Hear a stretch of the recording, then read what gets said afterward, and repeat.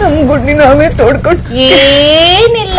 ಒಂದ್ ವೇಳೆ ಸುಮ್ಮನೆ ನಾವು ನೆಗೆಟಿವ್ ಮಾಡ್ಕೊಂಡು ಹೋದ್ರೆ ಬಿಗ್ ಬಾಸ್ ಮನೇಲಿರೋರು ಯಾರು ಏನು ತಪ್ಪೇ ಮಾಡಿಲ್ವಾ? ಹೊರಗಡೆ ಬನ್ನಿ. ಬಿಗ್ ಬಾಸ್ ಮನೆಯ 2 ಸುಪೀರಿಯರ್ ಲೇಡಿ ಗ್ಯಾಂಗ್ ಅಲ್ಲಿ ಒಬ್ರು ನಿಮಗೆ ಗೊತ್ತಿರಬಹುದು ಜಾಹ್ನವಿ ಅಂದ್ರೇನೆ ನೆಗೆಟಿವ್ ಅಂದ್ರೆ ಜಾಹ್ನವಿ ಅನ್ನೋ ತರ ಆಗೋಗಿದೆ ಬಿಗ್ ಬಾಸ್ ಮನೆಯಲ್ಲಿ. ಆದ್ರೆ ಆ ಜಾಹ್ನವಿ ಇವತ್ತು ಬಿಗ್ ಬಾಸ್ ಮನೆಯಲ್ಲಿ ಸಿಕ್ಕಾಪಟ್ಟೆ ಕಣ್ಣೀರನ್ನ ಹಾಕಿದ್ದಾರೆ. ಅದು ಕೂಡ ಬಿಕ್ಕಿ ಹತ್ತಿದ್ದಾರೆ. ಯಾಕಂತ ಹೇಳಿದ್ರೆ ಬಿಗ್ ಬಾಸ್ ಮನೆ ಒಳಗೆ ಹೋಗಿರುವಂತಹ wild card entry Risha Gowda ಅವರು ಹೇಳಿರುವಂತಹ ಮಾತು ಜಾಹ್ನವಿಗೆ ಎಲ್ಲೋ ಒಂದು ಕಡೆ ಚುಚ್ಚಿದೆ ಅಂತ ಹೇಳಿ ಅನ್ಸುತ್ತೆ. ಎಲ್ಲೋ ಒಂದು ಒಳ್ಳೆ ಕಡೆ ಮಾರ್ಗಕ್ಕೆ ಬರಬೇಕಾದ್ರೇನೆ ಅಶ್ವಿನಿ ಗೌಡ ಮತ್ತೆ ಬಂದು ತನ್ನ ಜಾಹ್ನವಿಯನ್ನ ತನ್ನ ಕೆಟ್ಟ ರೂಟಿಗೆ ಕರ್ಕೊಂಡು ಹೋಗಿದ್ದಾರೆ.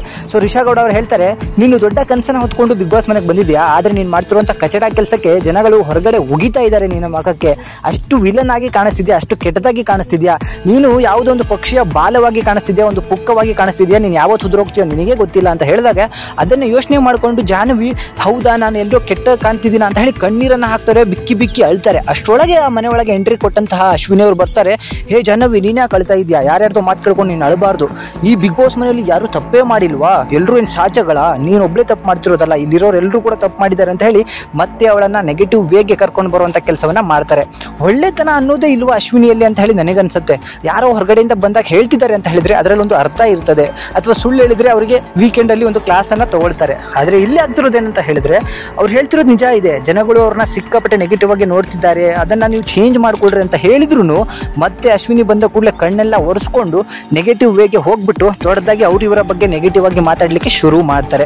ಆಗ ರಿಷಾ ಗೌಡ ಅವರು ಒಳಗಡೆ ಇದ್ದಂತಹ ರಾಶಿಕಾ ಅವರ ಜೊತೆಗೆ ಮಾತಾಡ್ತಾರೆ. ಇವ್ರದ್ದು ಏನಿದ್ರು ನಾಯಿ ಬಾಲ ಡೊಂಕೇನೋ, ನಾನು ಇಷ್ಟೆಲ್ಲ ಹೇಳಿ ಬಂದಿದ್ದೀನಿ, ಒಳ್ಳೆ ವ್ಯಕ್ತಿ ಒಳ್ಳೆತನದಿಂದ ಇರ್ಲಿ ಅಂತ ಮತ್ತೆ ಹೋಗಿ ಅವರ ಬಾಲನೇ ಹಿಡಿತಿದ್ದಾರೆ, ಅವರ ಬಕೆಟ್ ಆಗಿ ಇರ್ತಾರೆ ಅಂದ್ರೆ ನಾನು ಏನು ಕೂಡ ಮಾಡೋಕ್ಕಾಗಲ್ಲ. ಹೊರಗಡೆ ಅವ್ರಿಗೆ ಇರುವಂತಹ ನೆಗೆಟಿವಿಟಿನ ನೀವು ಸ್ವಲ್ಪ ಯೋಚನೆ ಮಾಡಿದ್ರೆ ಅವ್ರಿಗೆ ಹೊರಗಡೆ ಇದ್ದಂತಹ ಬೆಲೆನೇ ಈಗ ಚೇಂಜ್ ಆಗೋಗಿದೆ. ಜನಗಳು ಅವರನ್ನು ನೋಡಿದ್ರೆ ವಿಲನ್ ರೀತಿಯಲ್ಲಿ ನೋಡ್ತಿದ್ದಾರೆ. ಅದರ ಬಾಲ ಯಾವತ್ತಿದ್ರು ಡೊಂಕೇನೆ ಅಂತ ಹೇಳಿ ಅವರಿಗೆ ಒಂದು ಒಳ್ಳೆಯ ಮಾತುಗಳನ್ನು ಹೇಳಕ್ ಹೋದ್ರು ಅಶ್ವಿನಿ ಅವರ ಜೊತೆಗೆ ಸೇರ್ಕೊಂಡು ನಾನು ನೆಗೆಟಿವ್ ಆಗಿ ಇರ್ತೀನಿ, ನಾನು ಹೀರೋದು ಹೀಗೆ ಅಂತ ಹೇಳಿ ಜಂಬವನ್ನ ಕೋಚ್ಕೊಂಡು ಹೋಗಿದ್ದಾರೆ. ಮುಂದಿನ ದಿನಗಳಲ್ಲಿ ಇದನ್ನ ತಲೆಯಲ್ಲಿ ಇಟ್ಕೊಂಡು ಅಶ್ವಿನಿಯನ್ನ ಬಿಟ್ಟು ಇಂಡಿವಿಜುವಲ್ ಆಗಿ ಆಡ್ತಾರೋ ಅಥವಾ ಅಶ್ವಿನಿಯ ಬಕೆಟ್ ಆಗಿ ಇರ್ತಾರೋ ಕಾದು ನೋಡ್ಬೇಕಾಗತ್ತೆ. ಜನಗಳು ಎಲ್ಲರೂ ಕೂಡ ಅದೇ ಹೇಳ್ತಿರೋದು, ಸುದೀಪ್ ಅವರು ಅದೇ ಹೇಳ್ತಿರೋದು. ಇಲ್ಲಿ ಜಾಹ್ನವಿ ಎಲ್ಲೂ ಕಾಣ್ತಾ ಇಲ್ಲ, ಅವ್ರು ಕಾಣ್ತಿರೋದು ಅಶ್ವಿನಿಯ ಒಂದು ಮಿರರ್ ತರ. ಅಶ್ವಿನಿ ಏನ್ ಮಾಡ್ತಾರೋ ಅದನ್ನೇ ಸರಿ ಅನ್ನೋವಂಥದ್ದು, ಅಶ್ವಿನಿಗೆ ಯಾರು ಬೈದ್ರೆ ಅದರ ವಿರುದ್ಧವಾಗಿ ನಿಂತ್ಕೊಳ್ಳುವಂಥದ್ದು, ತಾನು ಮಾಡುವಂತ ಕೆಲಸವನ್ನ ಬಿಟ್ಟು ಅಶ್ವಿನಿ ಮಾಡುವಂತಹ ಕೆಲಸಗಳಿಗೆ ಹೌದಪ್ಪ ಹೌದು ಅನ್ಕೊಂಡೇ ಜೀವನವನ್ನ ಕಳೀತಿದ್ದಾರೆ. ಬಟ್ ಹತ್ತಿದ್ದು ಮಾತ್ರ ಖುಷಿ ಆಯ್ತು, ಆದ್ರೂ ನೆಗೆಟಿವ್ ವೇಗೆ ಹೋಗಿದ್ದು ಅವರ ನಾಯಿ ಬಾಲ ಡೊಂಕು ಅನ್ನೋದಕ್ಕೆ ಸರಿ ಆಗೋಯ್ತು. ಸೊ ರಿಷಾ ಗೌಡ ಅವರು ತನ್ನದೇ ಆದಂತಹ ರೀತಿಯಲ್ಲಿ ಒಳ್ಳೆತನ ಹೇಳಕ್ ಹೋದ್ರು, ಅದನ್ನ ಕೇಳದೇ ಇರುವಂತದ್ದು ಅವರ ಹಣೆ ಬರ. ಹೀಗೆ ಆಡ್ತಾ ಇದ್ರೆ 2-3 ವಾರದಲ್ಲಿ ಇಬ್ರು ಕೂಡ ಲಗೇಜನ್ನ ಎತ್ಕೊಂಡು ಮನೆಯಿಂದ ಹೋಗ್ಬೇಕಾಗತ್ತೆ. ಸೊ ಇದ್ರ ಬಗ್ಗೆ ನಿಮಗೇನಿಸುತ್ತೆ ಕಮೆಂಟ್ ಮಾಡಿ ತಿಳಿಸಿ. Thank you.